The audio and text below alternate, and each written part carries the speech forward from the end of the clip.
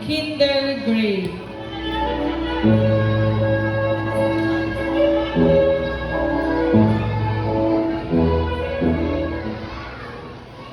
To our admirable school head, Sir Benigno B. Ramos, to all the amazing teachers at Capas Cabaldon Elementary School, to the supportive parents, and to my fellow kindergarten completers. Good morning. My name is Felix Airo A. Banag, and today I want to say a big thank you to all the people who helped us reach this special day, our moving up ceremony. First, to our wonderful parents, thank you for showering us with your love and support.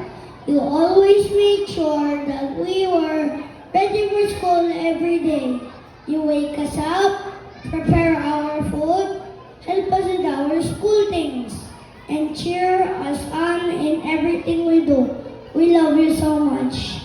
To our amazing teachers, thank you for teaching us how to write, count, and be kind to everyone.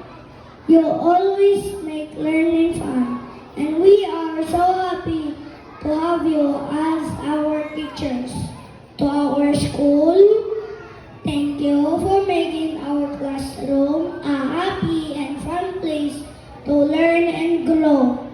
We will always cherish the wonderful memories we shared here.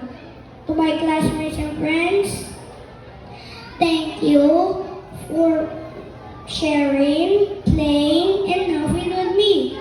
I will always remember the fun times we had here together.